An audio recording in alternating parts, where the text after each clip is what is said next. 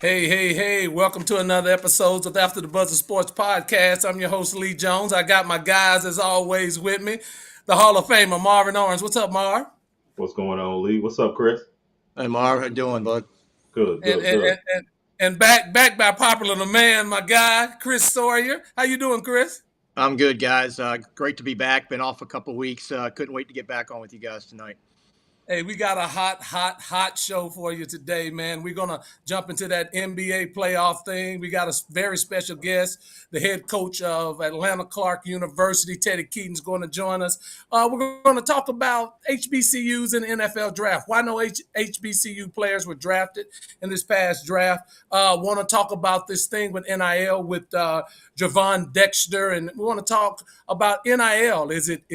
Is it predatory lending or is it business as usual? I want to get the guys' opinion on that. We're going to talk about Deion, one of my favorite coaches, Deion Sanders, Colorado Buffaloes. Should Deion stay off of social media? That's what I want to pose to the guys and our special guests. And then we're going to round it out with this news that broke about the Big Ten and the SEC, Mars SEC, proposing revenue sharing for college football players. I want to get your thoughts on that. So, hey, let's jump right into it. As always, guys, like, subscribe, tell a friend about the show, man. We really, really want to get your opinion and your comments today. So take this ride with us. So, Marv, NBA playoffs today.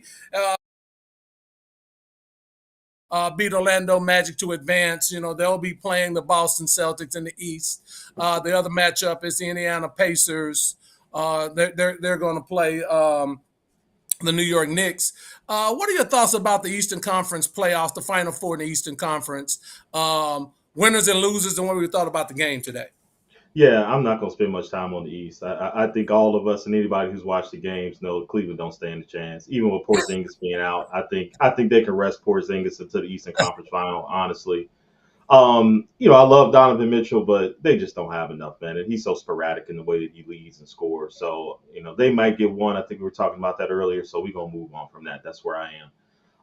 The Indiana New York series is interesting. I'm a diehard Knicks fan. I love my Knicks. I'm a little worried about this series though because Indiana is really multifaceted. They can score in a lot of different ways. They defend really well. I think they got some size that can kind of limit Brunson a little bit in the things that he does well. Halliburton could get hot. They got Siakam. They got Miles Turner.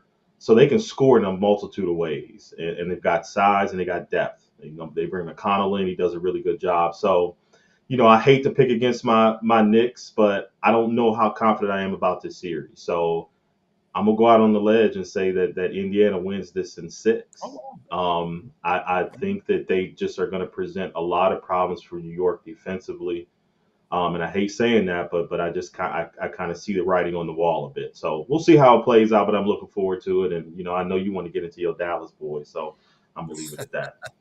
Chris, what do you think about the series and the Knicks, especially the Knicks and the Pacers? We look, it's a foregone conclusion, I think, with all of us that Boston is going to either sweep that series or it's going to be in five. I don't see any way that Cleveland's going to play with the Celtics. The Celtics are their own worst enemy, in my opinion. They sort of play down to the competition sometimes, but when they're playing at their best, I don't think Cleveland has a chance.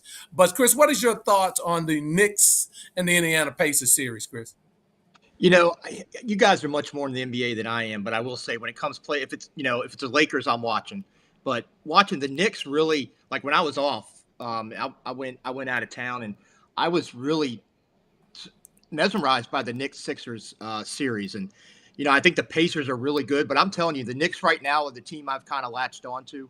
I they really gave Philly a great series. Came out of it. It's nice to see. I know Mars Knicks guy. It's nice to see the Knicks. One of those old school teams advance and play. But the Pacers are tough. It's going to be a tough one for them. But I'm pulling for the Knicks. I want to say you guys may have talked about this. How'd that Doc Rivers experiment work out? With the Bucks. I started thinking about that when I was taking a little bit of time away. And then Lee, I know your Mavericks are good, but I'm gonna tell you what, the Nuggets Lakers series was interesting. The Lakers blew that themselves. A couple of games they were winning the entire game, and then at the end, they let them come back and they blow it. Now their team's in disarray again, looking for another coach. but I think the Nuggets are tough. Your Mavericks are good, but I'm taking Knicks and Nuggets right now. The two that I'm really following on both sides. Okay. Yeah, for But me, before you go, Lee, because I know you need to go, Chris. That's what happens when your best player 39 years old, man. I know. No, you're right. And you got street clothes. Although he had a good year, but you got hey, street clothes falling down with a phantom foul. Like that's what happens when you got teams like that. And also, let me give a little shout out to Philly though, because I didn't say this, Lee, before you go. I mean, Joel Embiid, Bell's palsy. He's playing on basically one leg. But I think you saw a superstar in the making in Tyrese Maxey. I think you build a team around those two because Tyrese Maxey was absolutely phenomenal in that series. But the Lakers, man, they trash. Let's not even bring them up no more. Let's move on. and they fired Darvin Ham, so he Yeah. was the scapegoat around all of this. When, as I said last year, Marv, they didn't have a sustained third scorer. That was the problem with the Lakers. AD and LeBron played those guys. They spent all of that money on all of those reserve players, and they didn't show up. And that was the problem with the Lakers. But let me get back to the Knicks real quick. That's your team, Marv. You disrespecting them. That's terrible. Jalen Brunson, that guy's a dog. There were people that were saying that Brunson couldn't carry a team. Well, he's made fools out of all those people that said that. He's carrying the team in a historical perspective, carrying the team. So I like the Knicks to beat the Pacers. The Pacers are streaky, right? They shoot the ball well some games. Their defense, you're right, Mark, they're a defensive team, but some games their defensive lacks. I like how together the Knicks are. DiVincenzo, Hart, Brunson, they're playing very well, and so I like the Knicks. I like the Knicks in a 7-game series with Indiana. I think it's going to be back and forth. I think the Knicks finally pull it out with the home court advantage, and they'll have that 7 game at home. And I like the Knicks. Now let's switch over to the Western Conference, and you guys said it, but you didn't put enough respect on the Mavericks name when you said it. Both you, Chris, and Marv didn't put enough respect on the Mavericks name because I said it. That was my sleeper team to make it to the Western Conference, no, to make it to the NBA Finals. Let me correct myself, and I think it's still right on key. I think the Mavs are right where they need to be, one of the best defensive teams in the league. Kyrie and Luka doing their thing, but it's the other people, Gafford, PJ Washington, Lively, that those players have stepped up for the Mavs, and I think the Mavs and OKC is going to be a great series. I do think the Mavs will win it, and I think the Mavs will end up playing Minnesota in the Western Conference Finals because I do like Minnesota to beat Denver. I don't. The Joker has never played against a front line like Minnesota is bringing at them. That game yesterday, he got tired down the stretch. They did not have an answer for Anthony Edwards. And man, Marv, Naz Reid, he was 6th man of the year, but I didn't see that coming, man. And so I like to get your opinion on it, Marv. What do you think about Minnesota's chances to beat Denver, and where do you think that series will go? I think Minnesota wins the series, and I'm going to kind of juxtapose this with the Knicks because you said something about Brunson. You know, I'm one of the biggest Brunson fans that there are. I love the pace that he plays with. I love that he can get anywhere on the floor when he wants to. But the NBA and basketball is about matchups, and the matchups with Indiana is going to be difficult for Brunson because of the amount of bodies that they can throw at him. I don't care how shifty you are, how in control of the game you are. When you're consistently getting bigger bodies and fresher bodies against you, it's going to affect the way that you play in some respect, especially when you get to the third and fourth quarter, right?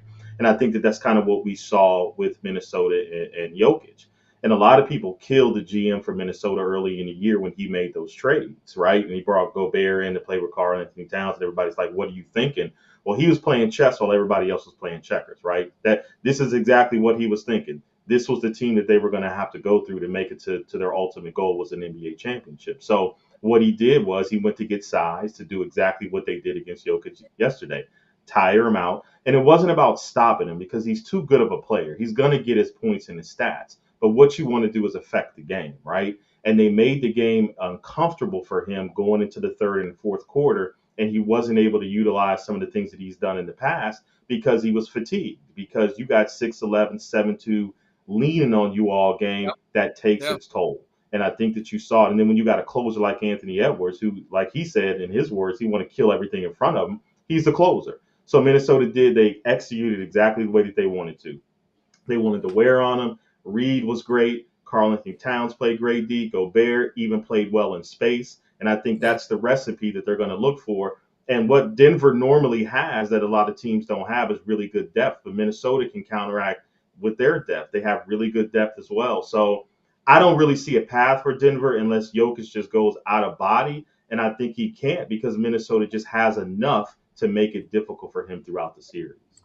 Jalen Daniels, the guy is long. He's putting Yeah. him on Murray is one thing. You really watch that matchup, how well he plays. He's long, he's thin, he moves well. They're making it very difficult for Murray to shoot. He came on some in the second half, but the first half they shut him down. And so they're just really tiring those guys out. And truth be told, to your point, Marv, Denver's bench did not come through in a way that we thought it would compared to what Minnesota's bench. Minnesota bench played extremely, extremely well, and that's going to be a problem for Denver this entire series. So I look forward to that series carrying on. But hey, you still Marv, you didn't say anything about Kyrie. I'm gonna get back to it because I really wanted to. I really wanted to use my time to talk about real basketball and not the counterfeit Clippers, like we call them. I could have gave you more than James Harden gave you at this age, and where I am now, I probably could have came out and gave you more points than James Harden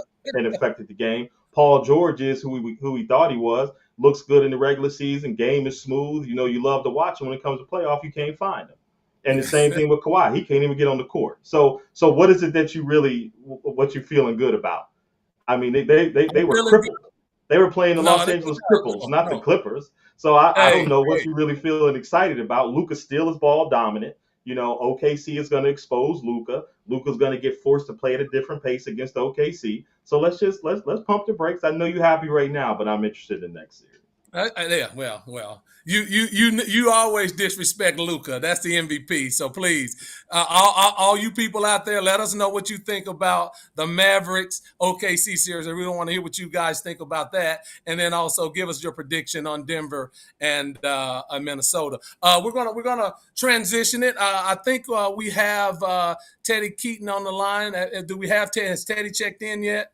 If not, we're going to transition into our next topic, and then when Coach Keaton joins, just put him on, Cassius.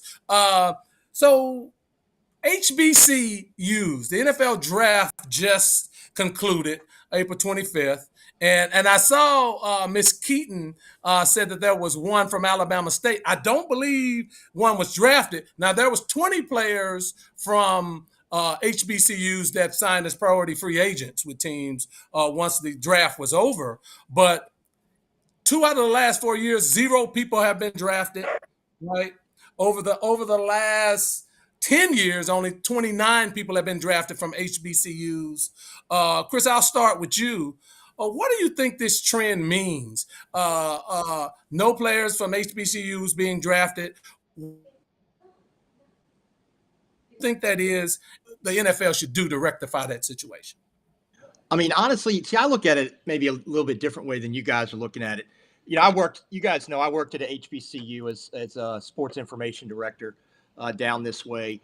And, when I'm looking at the HBCUs that I'm familiar with, they're Division II schools. And I'll tell you why I'm saying that. So there's an article out on ESPN this weekend talking about these players from Virginia Union, Virginia State. They play in the CIAA. They're Division II. I worked in the CIAA. It is not great football. Now, there may be some great players out there, and I think Deion had a lot to do with the HBCU getting on the map a little bit. What can the NFL do to rectify it? Honestly, I don't know. I mean, I wouldn't want to see where you mandate you have to. You do have guys going in as free agents and minicamp attendees as well. So that's that. But I think only 11 FCS guys were actually drafted this year too, which were some of the other HBCU schools are. It really comes down to the evaluation of the teams, to be honest with you, what they think. I mean, you guys probably may have a different opinion than me, but I look at the Division II. It's not the CIAA. For me, it baffles me why they would bring up Virginia Union, Virginia State. They're not great football teams. They play in the CIAA. Again, it's not that great. I don't see what the NFL can do. I do think there needs probably be a little bit more concentration on it. But with Deion gone, you think about it. We talked about HBCU a lot last year. Yep. Now with him at Colorado, we're going to talk about Deion a little bit later and some other things, but I just don't see anything that the NFL can do to mandate that they take that, because that's going to, I just think that's going to cause a lot of controversy. I really think it's up to the scouts and the general managers on who they take. I personally don't see that there's a bias towards it. I think it's the best player out there. Okay. To your point, Chris, we said no HBCU players were drafted. 19 Group of 5 players were drafted this year. 11 FCS, to your point, players were drafted. 3 international players were drafted. 1 Division II player was drafted. Marv, talk to me about what you think this means for HBCUs. Now, again, players are signed as priority free agents after the draft, but are we saying that there are no draft eligible players at HBCUs? Marv, talk to me. I mean, what the hell do we think the NFL is going to do? I mean, the NFL had to create the Rooney Rules to get minorities opportunities to become head coaches in the NFL, to become general managers. Now, listen, I think we got 8, NFL GMs right now that are a minority, and maybe what is it, 5 or 6 head coaches. So I mean, I guess the NFL has addressed that in a sense, but we're talking about, and I think about this from a business perspective. I don't think about this as black, white, or good enough or not good enough. These are billion-dollar entities making million-dollar decisions on players and draftees. That'll never align with fairness. This is business, right? There's nothing fair about business. This is about making money. So it's in their right to draft who they think is going to be right for their program and franchise, because at the end of the day, this is a bottom line business. And the NFL, like you always said, it stands for not for long if you're making the wrong decision. So do I think that there are players in the HBCU that warrant being drafted? Sure, I do. But again, you're talking about billion-dollar businesses run by billionaires with scouting departments that are bigger than, a lot of universities that we have out here that make these decisions. So I don't think there's any fairness involved in this. I don't think that we're going to see anything different. What I'd like to see HBCUs do, and I know Coach Keaton can talk to this a little bit more because he's built a career on this and he's built programs and winners. I would like to see how HBCU markets players. How do they market their draft eligibility? How do they promote players from an HBCU standpoint to the NFL? Because I know Coach Keaton probably has some really good insight on that. That's what I would like to have the conversation about. But the NFL doing something about it? Hell no, man. I got a better chance of signing a 10-day contract in the league right now. No, and Lee, I want to follow up on what you and Marv both said. Yes, there are draft eligible guys ready to go, and I think what I'd like to look at is, of those that were signed as free agents, how many make a team? If they can. I agree with Marv. The NFL is not going to be able to do anything, but I like what Marv said. Coming from my background, how are you promoting them? How are we getting them out there? And I think, we all have our opinion on Deion. He did a good job trying to do that with his players. Of course, it didn't work out, still didn't work out the way that he wanted it to, with guys getting drafted. But I think it does come down to a lot of marketing. And I didn't mean to diss the CIAA. I'm not saying it's bad football. I'm just saying, when you look at players above some of these players, you're definitely gonna take those higher players on your board, and then, like you said, maybe bring them in as a free agent or a mini camp attendee and see what they can do. Hey, let's bring up this point, Lee, real quick. I know we've had a lot of discussions about the NIL and collectives and things of that nature. Has this started to play a part in the fact that HBCUs have not had any draft choices? Now, has your talent pool, depleted a bit because of the fact that now players are in a position to make money in college? Absolutely. And HBCUs may not be in a position to be able to offer someone, maybe, I don't want to say marginal talent, but some talent that's kind of on the border there.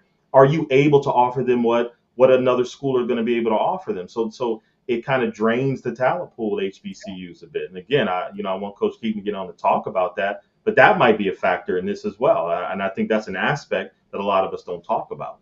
No, Marv, great point. Great point, because as this money base expands, and who has the pool to pay these monies? There's not a lot of alumni or boosters at the lower level HBCUs donating $5 million pools for NIL collectives. That is certainly a factor. Chris, you asked a question about on the rosters last year and in 2022, there were 31 players from HBCUs that made NFL rosters last year. So they are making, when they get into camp, some of them do make it. But there's two things. One that you said, Chris, that I want to sort of jump back on as we wait for Coach Keaton. And this is what I said all along when Deion was at Jackson State. You cannot overlook the light that shined on HBCUs in general and the football program when Deion was there. You cannot overlook that. From scouting, there were scouts at Jackson State. There were scouts at their games. And so you cannot overlook what Deion brought to the HBCUs and that level of football. And for all those people that talked about Deion when he left and all that, he brought a level of consciousness to HBCU football. They were on TV. The scouts were there.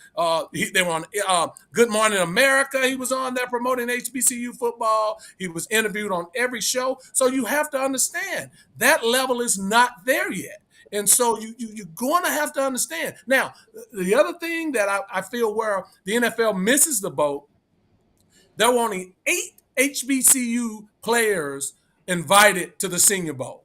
And, the Senior Bowl is where you're going to see all of these graduating seniors. And I think the scouting of the league itself has diminished. When Deion was there was a light shined on it. But they went back to the old way of thinking of not really scouting those players the way they should. There's talent at the HBCU level. They're just not scouted the way that other, even the smaller FCS schools. When you tell me that there was a player from Houston Christian drafted in the NFL, Houston Christian, and you tell me Jackson State or FAMU, they didn't have any players, that's a problem. And so when we look at how the NFL scouts the league now, that's a problem. And so I think there has to be a concerted effort on everybody's part to shine a light on it. People ostracized Deion and said Deion was not, good for, and talked about him as a traitor. But think about that light that was shined upon HBC football. Vincent Lyons, Walter Payton, Jerry Rice, Michael Strahan, and many others. The talent is still there, but they're not getting the opportunity. Combine, Senior Bowl, and other. Great point, Vincent. Great point. Because that's the issue. They have the Legacy Bowl, and they have the top 99 HBCU players, but how serious is that taken compared to the Senior Bowl and other things? That would be my concern with the HBCU players going into the league. Marv, go ahead. Yeah, and Vincent, great point. But the talents that we're looking at here, Walter Payton and Jerry Rice, and we can't forget about Steve McNair and some other guys that maybe we haven't mentioned, like those are generational talents. Like those were guys that came in and are Hall of Fame NFL players. Like, how do you mandate a league that is owned by billionaires and you have a figurehead that really basically in the commissioner of the NFL that works for these billionaires? How do you mandate billionaires to say that we need to focus a little bit more on HBCUs and make it a little bit more fair playing field, or get a little bit more equality when it comes to opportunities for young men? Like, I just don't see it happening because it's not. Scouting departments have budgets, and most of their budgets are going towards Power 4, Power 5, maybe FCS and a couple. Some of the smaller divisions as it goes in, but they just don't get a lot of marketability in terms of being seen. And that's why I think Coach Keaton is getting ready to jump on here. I just got a message. He should be on in a second. But that's what I would really love to hear. Like, how much contact do staffs in the HBCU have with NFL execs? Like, what do your pro days look like?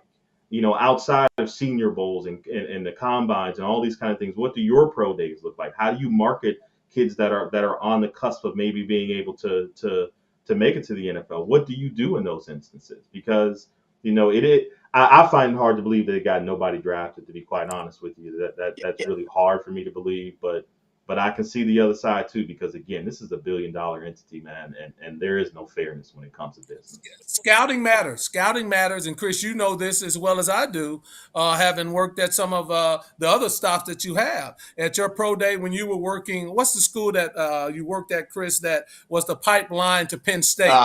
Lackawanna College. Up Lackawanna. They get players drafted, and so it's about how many scouts and who's in touch with those scouts and what they view of that program. If Lackawanna can get players drafted, certainly some of the HBCUs should be able to get drafted. And you can't tell me that they don't have quality level talent on some of those teams. So that's is Coach Keaton ready? Because I definitely want to get him in before we leave. Go ahead. Before Coach, real quick, Marv made, both of you made a great point. Real quick, a friend of our program, Bobby Rome, coaches Florida Memorial University, NAIA school down in Florida. It's the only HBCU school down there. He was a star running back for the Tar Heels, and then he played in the pros a little bit. My point in saying this is what he has to do is bring NFL people to his practice just to get them noticed who they are. And, and like Marv was talking about, that's kind of, he's at a handicap because that's what he has to do because he can't get his players to go to some of these other opportunities that are out there. I just want to say that, but that's one way getting creative, having to do something. So networking, again, Chris, that's what we're talking about, networking at the higher levels. And that's the issue. What I see is in present day, Vincent was right about the old heads, but present day, how do you network? And that's why it was so disappointing to me as when Deion was there and he was trying to build that network with the other coaches, and it was so much pushback to Deion because look, Deion's not going to shine regardless, and trying to build that network not only for the coaches but for the players to get seen, and that was sort of disappointing to me. And so they're going to have trouble revitalizing that as they bring in the new guard. So it's not. I think Sandra Keaton just made a great point. It's get the old heads out of the way. And like to your point, Lee, you just said that when Deion came in and he brought so much notoriety to the HBCU, you saw coaches, for lack of a better word, hating.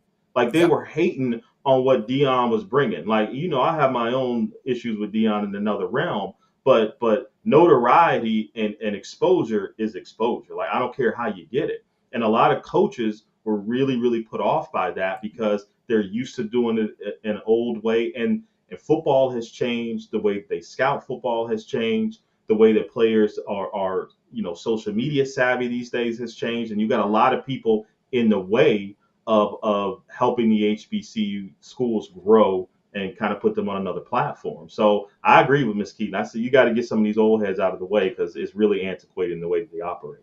Absolutely. It's a networking business. Mav from LA, exposure really is important. There's no doubt about it. I mean, it's a networking business. Why do you think now that you're seeing these black coaches elevate in the NFL? They've gotten that exposure by what DeMeco Ryans did. Look at the hiring cycle in the NFL this year. What Ryan did, you never fail to get it in, do you? What he did, and the exposure of that created a field where we had some of the most largest numbers in hiring of black coaches this year in the NFL cycle, and we have to get that shine back down when we talk about these players at the HBCU level. So a great conversation. When Coach get on, Cassius, just bring him in. We're going to move on to our next topic, and we can circle back to this.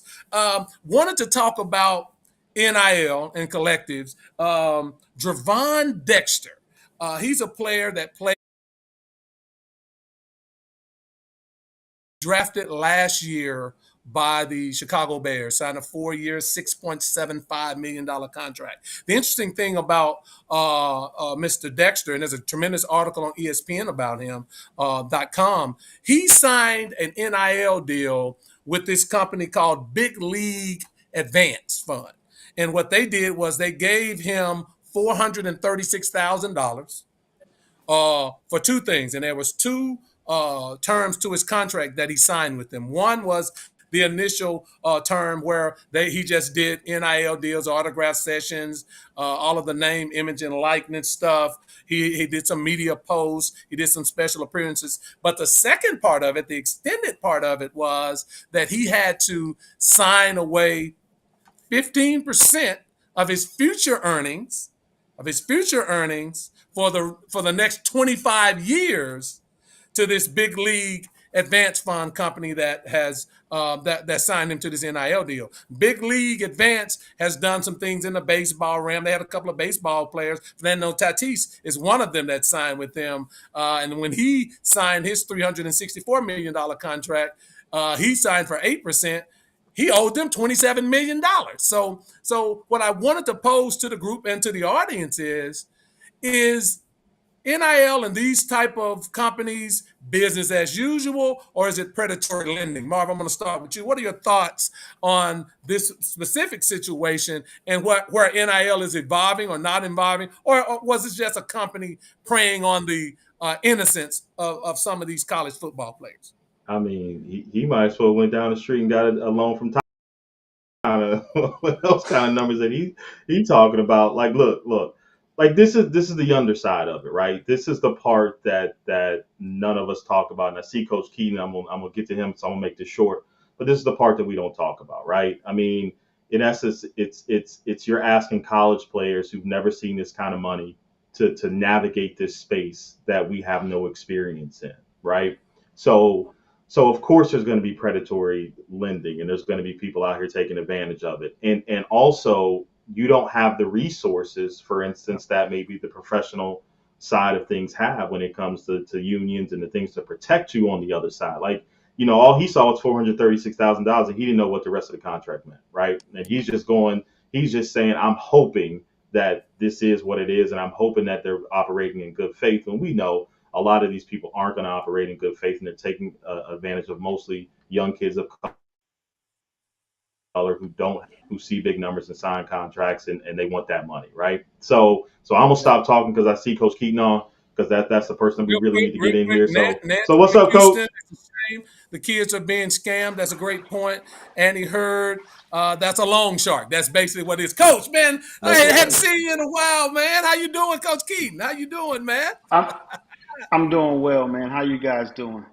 We're doing what? Congratulations on the new gig at Atlanta Clark, man. I know you're going to do great things there, man. But, I got to get your expertise because I know how you roll. So we're going to jump right in.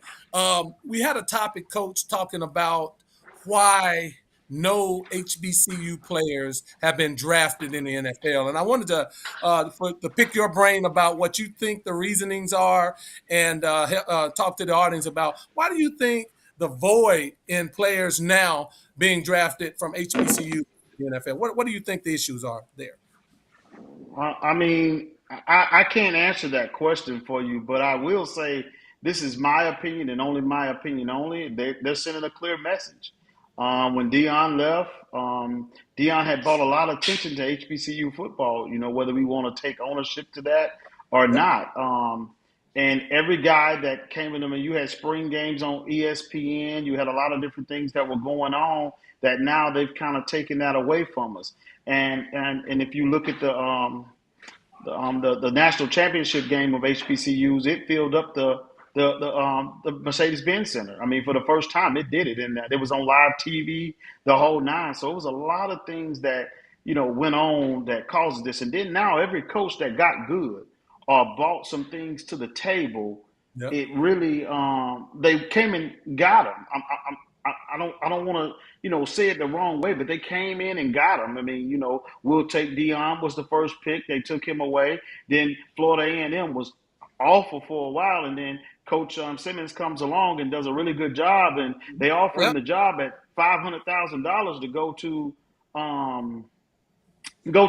the Duke. And some people would question that move, but there's no way in HBCU football that you can make $500,000. And the new landscape of this NIL deal is going to have a notorious effect on HBCU athletics in a lot of ways. And we'll get into that at some point in time. Well, Coach, talk about that. Let's stay right there. Let's stay right there because we want to pick your brain while we have you.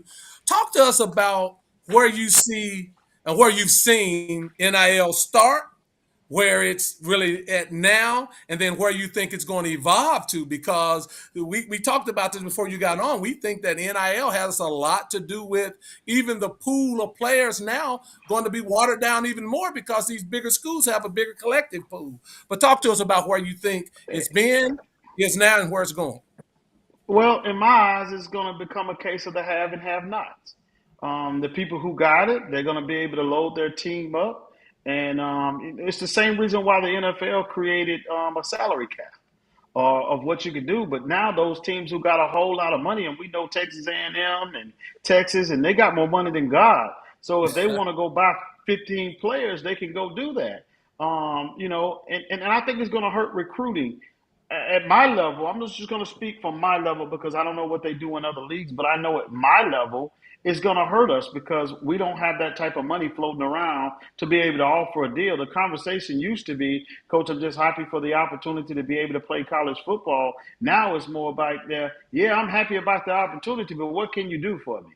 Now, on the flip side of that, it also opened up a pool to some kids that you would have never thought you could get your hands on at any point in time. But that's only after they've been through the wash of everybody. He didn't get what he want here. He didn't get what he want there. They don't get what he want. So you think about now, the recruiting now has become the Power Fives are recruiting amongst each other.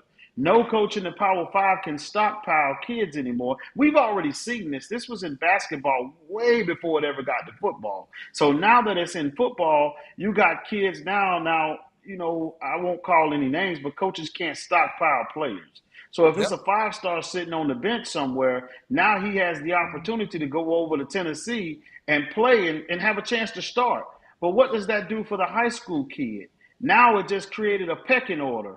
And when the pecking order comes along, now you got the big schools, you got the G5s, and then you got the FCS, then you got Division II, and then you have lower on down to Division III and NAIA.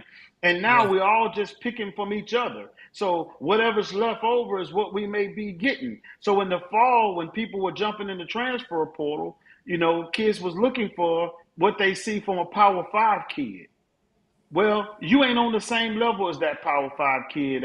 You don't have negotiating terms to be able to do those things that they do. And this NIL money that they floating around, only at our level would it work as a collective bargaining deal, meaning that we would have to collect a bunch of NIL deals and be able to spread that wealth amongst our athletes. But at the Division I level, some of these kids that made $1 million before they ever spent the ball. And then you have the situation where a kid goes and they taking advantage of a person who gave them an NIL deal, and then they stay there just a couple of days, and then they turn around and leave and go somewhere else and collect more NIL money. And then the third component of that is kids quitting on you silently on the field because now I have an opportunity to go anywhere I want to go. So instead of them being locked in and trying to compete for a position, they basically saying, well, I'm going to get in the portal anyway.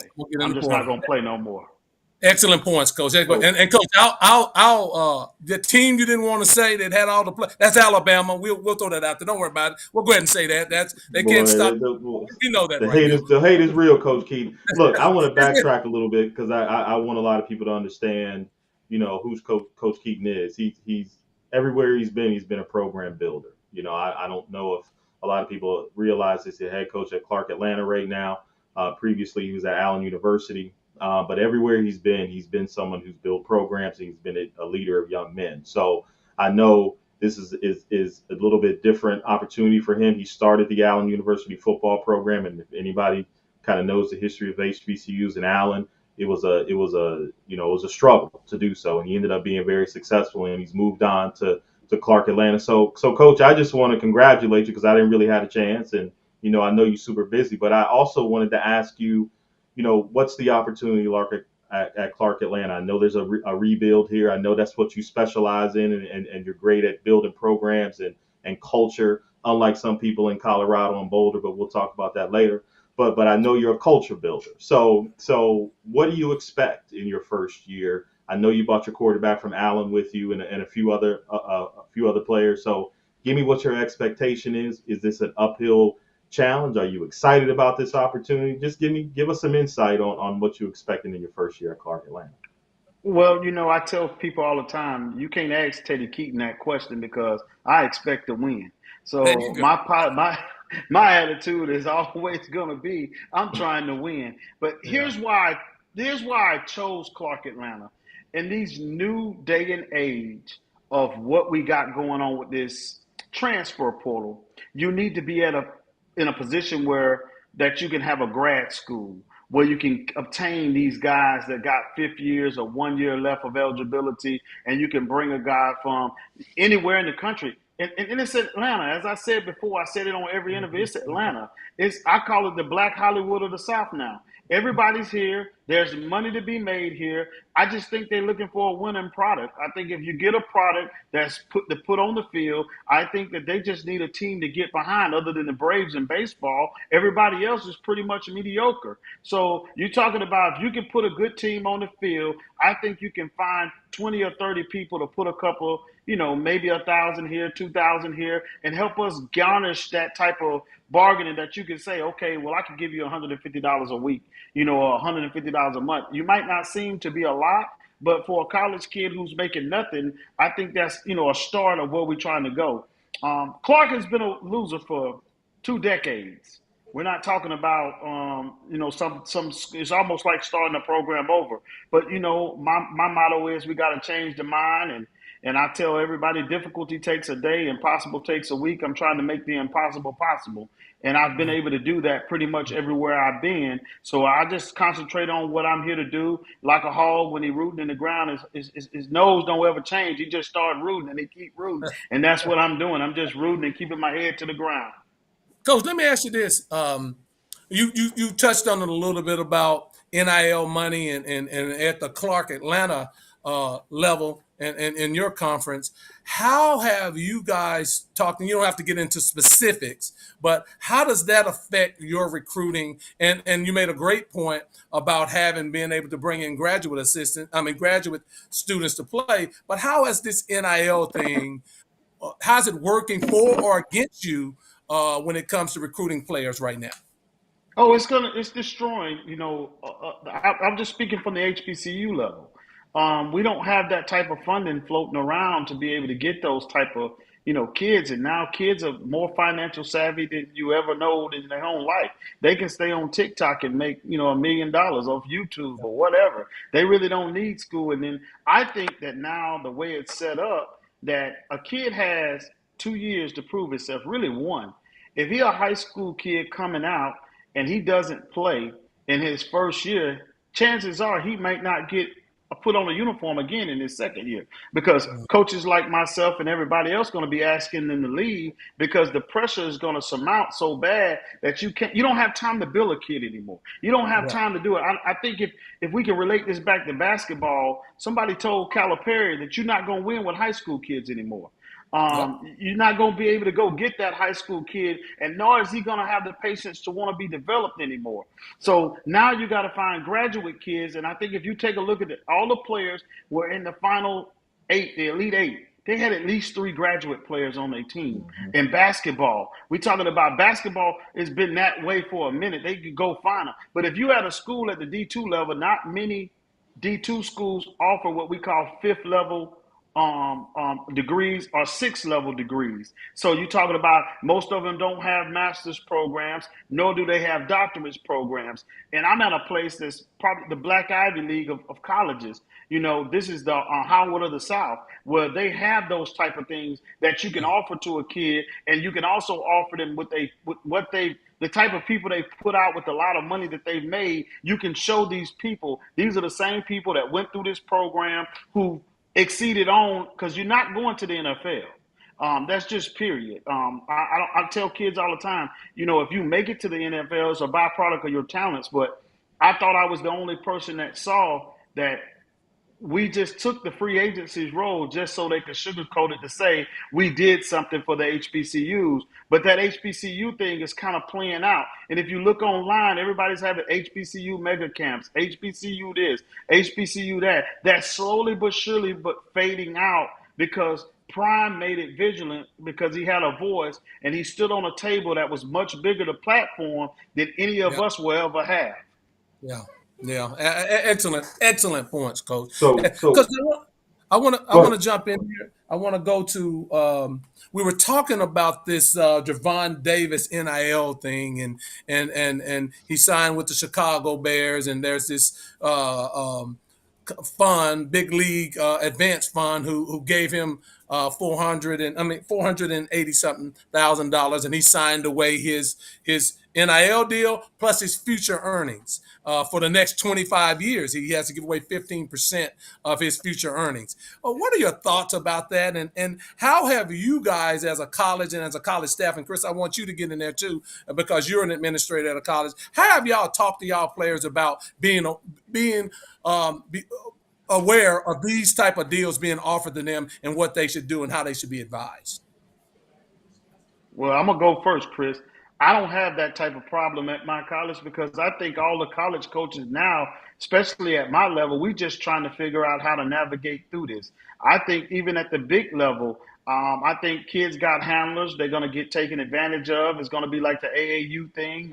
They don't know what to do because there's no real guidelines on it. When the NCAA did not step in and make any guidelines, then they tried to push it towards the states, and the senators want no parts of it. So you're talking about it's going to have to be some real people that come together at a table to come up with some guidelines to be able to say, this is how we're going to do it. This is how it's not going to be done. And I'm sure you guys pay attention more than I have. I've been working recruiting, so I really don't know anything about anybody else's deals. I only know about what's going on my campus, and that's all I can speak on. But I can say this. I bet you there's a lot of shady deals that's going on. And some of Yeah, these kids are getting tricked into signing things because there's no pure, just to my knowledge, and I sit on the D2 Connect coaches board. I'm the head of the SIAC head coaches, and we've been talking how to, we've met with different companies about collective bargaining and NIL deals across, but everybody's got that same thing. We'll handle it for you, bam, bam, bam. But I yeah, can't see how does that benefit the kid. That's what yeah, I'm trying to figure out. You go, Chris. yeah. Chris, No, you're in that space, so tell us what you guys talk to y'all players about, Chris. yeah, and coach, I work at the D3 level, and these kids, it really, and you probably know this. It doesn't matter what level you're at; they all think they deserve something. And what we try to talk to our kids about, like we got an All-American who's saying he's leaving unless we can give him money. We're just a small school, but what's happening, Lee, is we're trying to educate them because just like what happened in what I call a predatory loan here that was taken out, he saw money in front of him. He didn't realize he was going to a checking cash place where his interest is going to be 120%, and that's his salary that he's having to give up some of. And we try to educate them on why are you here, especially at our level. There's a reason you're here. And I love what Coach said, because Coach, I worked in the CIAA. We brought it up earlier when we were talking about the draft picks. I worked at Elizabeth City State. And, when you said you're telling them you're not going to go to the NFL, that's what we tell them. We're preparing you for life outside of athletics. If something Yeah, comes along, that's great. I mean, we did a deal with Bojangles, the fast food restaurant. Like you said, maybe $150. They get free meals each month. There are different little things they can do. But the one thing we do we require is someone comes to you. You got to come to our AD, and you got to come to our coach, and we got to take a look at it because we don't want something happen like what happened to this young man. And I think he's pretty much stuck. And if you look, Lee and Coach and Marv, that company is an LLC out of Delaware. Now, yeah, anyone can get an LLC out of Delaware. I mean, it's just the way Yeah. things work out of that state. But we try to educate them as much as we can. But the fact that a kid will leave because he thinks he deserves more money because he had a great year, and I don't know where he's going to go. He may go to a higher D3. I mean, he's not a D1 guy. He's a track star. I don't know. Those are your Olympic sports. We're talking football a lot when we talk about these NILs. But it's all about education, Lee. We hold meetings. We do all sorts of stuff to educate them. We don't have the resources that some of these schools have that, have a whole department that has lawyers that can help you. So we've got to kind of do what we can do, but we try to educate them all the time. yeah. Unfortunate thing about Mr. Dexter, and then Marv, I want to have a question for you, is the way they shaped that contract, that deal, it separated his college career and his pro career, and that's going to be what's going to have to be handled in the court system. That's unfortunate. Mark, when you were in school, how much financial literacy? And that was a while back, but what was the focus? And I know that it's not apples to apples, but talk to us from a player's perspective about then, now, and what you're seeing with athletes now, Mark. I mean, there is no financial literacy. I mean, when I played, this isn't something that we talked about, but again, it was a different era. Like we didn't have to kind of navigate what Coach Keaton has to navigate these days. It just wasn't that way. But there's a difference, and Dr. Orange, my sister, we talk about this all the time. There's a difference between being cared about and cared for, right? So there's a major difference in that. And I wanted to kind of shift this back to Coach Keaton and ask you, like, I know you're a program builder. I know that it's important for you to build culture. How do you do that in this era? How do you do that today? Because as you said, it's hard to get high school kids now. You're trying to build it on fourth and fifth year players, but they've never been in your system. They've never been in your program. And those fourth and fifth year guys who've been with you for a long time, those are the people that kind of create the culture and create what you're about as a university and as a team. How do you create that now, Coach? Because I know you sit in front of kids and they ask you about the M&Ms, right? Money in minutes, like that. That's what I'm asking about. So, what do you say to kids? And maybe there's parents out there that are listening and want to hear, Coach Keaton spiel. How do you create that culture to identify the kids that can play for you and to make it beneficial for them to come under your tutelage? Because we know what your resume speaks for itself. Well, Marv, only thing I'm doing is I'm selling 1 year at a time. I don't think you can talk about, nothing else past 1 year. So you got to, it's almost like coaching pro football, which I spent a little time doing that. So you got to build your roster. You can't miss in recruiting. But here's the sneaky part about it. The silent quitting I'm talking about. As Coach alluded to, that he had a guy that was a good player. I had 4 that went all the way through spring ball with me that I had plans for to play for me. Soon as it was over with, they were in the portal, and all the schools that were above me, like 1AA, those kids were gone to those 1AAs because they got an opportunity to be able to go. And you can't stop them because that's their dream. They want to climb the chart. I believe that me and Chris are going to go through some similar things, that we're now becoming builders. We're going to have to mold them. We got to coach them. I think coaching is going to come play a pivotal part at our level, because at the Power 5 level, they're not coaching anymore. Those guys got to be able to come in and be able to contribute and play. But at our level, we're going to get the kids that need to be polished. They're going to need to work. So we're going to have to be very abreast on our fundamental skills and teaching them what to do, how to do it, and why it's important for them to do it that way. And like I said, it's hard to even have a conversation now without money coming up. It's just hard to have a conversation without it, especially if you try to go after some big fish that's been in some big ponds. And I'm telling you, I'm all in the Gulf of Mexico trying to get kids. And the conversation comes up. And I've landed some big ones just in the hopes that they could, possibly play out their last year because they've been sitting on the bench somewhere. And those are the kids you got to find. The ones who ain't been tarnished by that. I'm talking about my level. I can't talk about the Power 5, but I'm talking about at my level. I got to find that guy that's been on somebody's collegiate team for 3 or 4 years and may have not got a shot at really being able to prove himself to play. I'm talking about when I'm swimming in the big pool. Now, when I'm at the high school level, I'm not going to leave some of those kids out because of the way the recruiting world is going, you're going to get some steals at the high school level that are going to be really, really good football players. But you're almost now a developmental coach.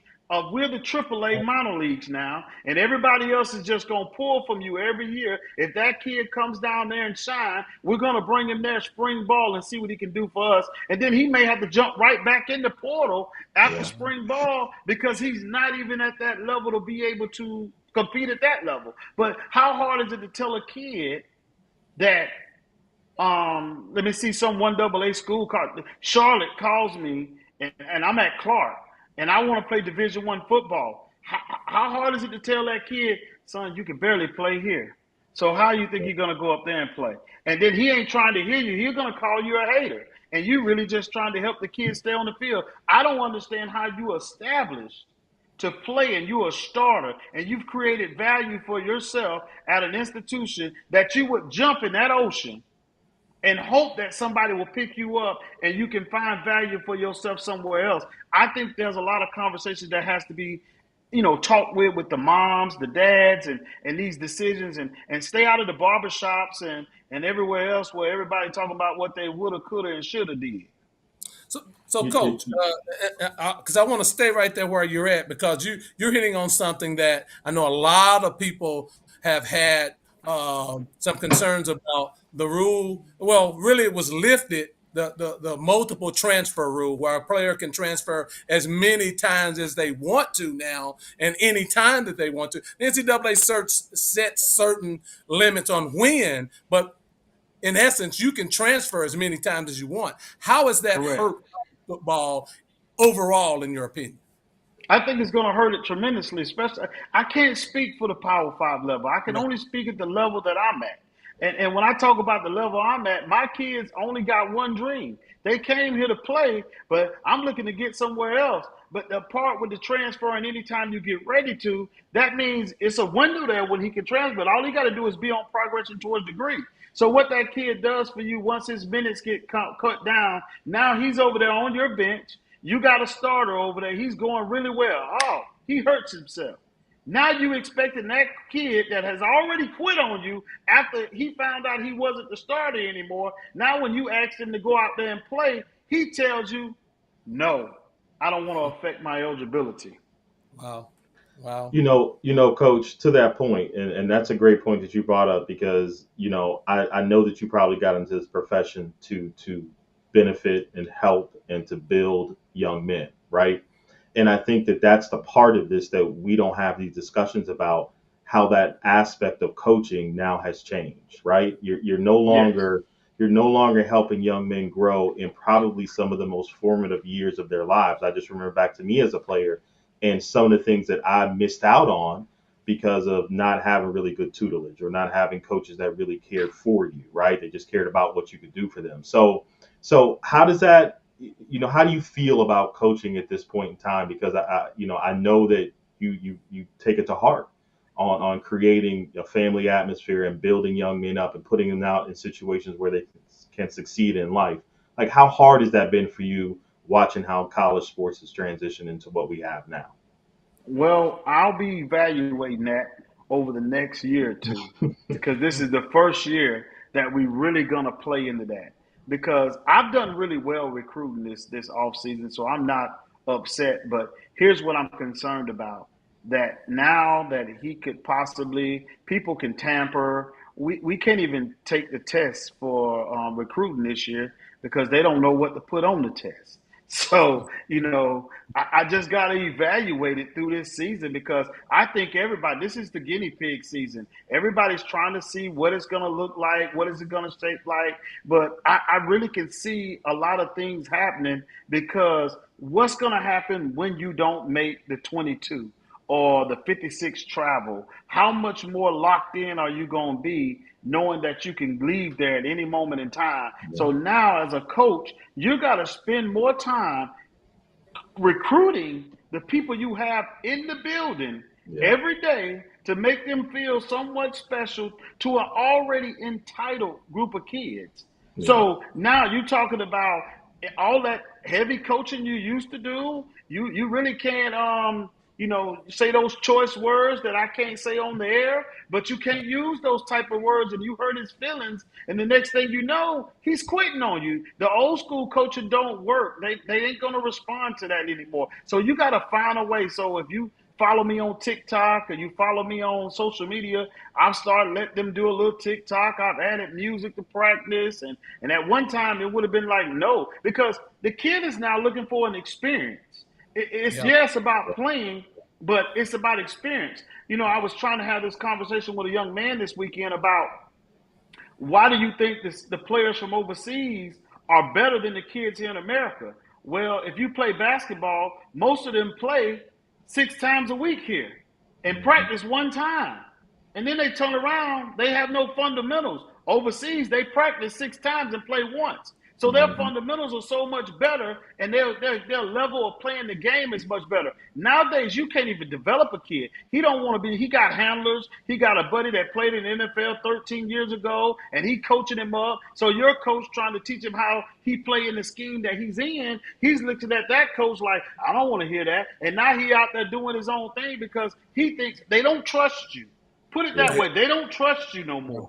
Lot of people in their ears. Lot of people saying a lot of things, and that's the unfortunate thing, or the byproduct of NIL, transfer portal, and all of these things that have come down the pike. And Marv, we'll do these other topics on next week about Deion and the SEC and Big Ten. This has been great, Coach Keaton. I wanted to ask you in closing, what do you think the future of football, especially college football, is going to be? I'm one that feels that the Power 5 schools are going to just break off by themselves. I mean, I think it's going to be a level where the Power 5, Power 4 rather, because there's no Power 5 anymore. The Power 4 are going to break off and they're going to do their own thing, and then the other levels are going to trickle down, and FCS will be FCS. What do you think the future of college football specifically, because that's what you're in, will look like in the next 5 years? I don't think they're going anywhere, but they will dictate the rules. I think what you've created now is farm leagues.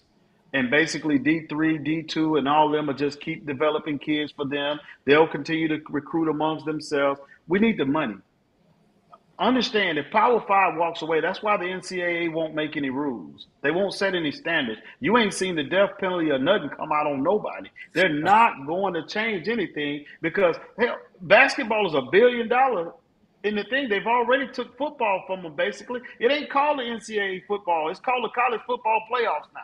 So you're talking about that's money that's already gone. The only thing they can hold on to is basketball. And if they help take away basketball, how are the rest of us going to fund ourselves? It's going to cost us, $50,000 or $60,000 just to pay dues, just to make it where we can be affordable to play.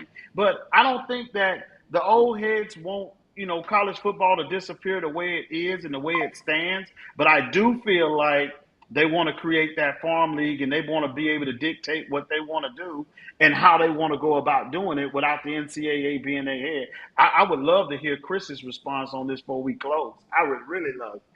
Go ahead, No, Chris. I'm going to go back to your farm league description is so perfect. And I was kind of going to ask you something, because I've seen it in the reverse, where some of the some of these D1 guys who aren't playing drop down to D2 and get an opportunity to play. And I always loved that.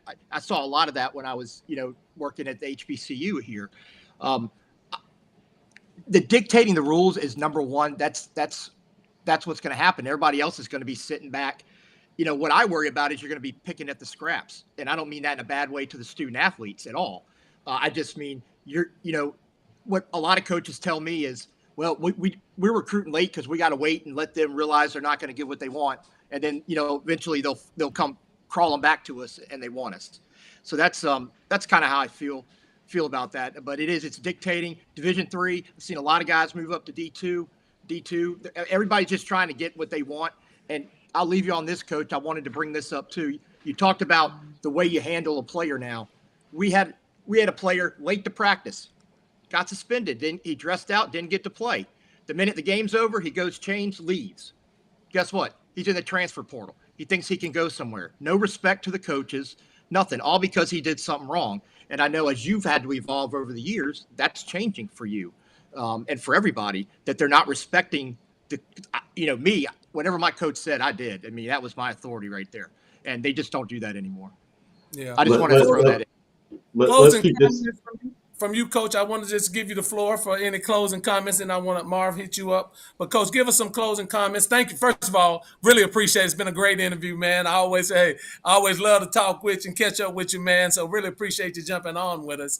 Any closing comments for the audience?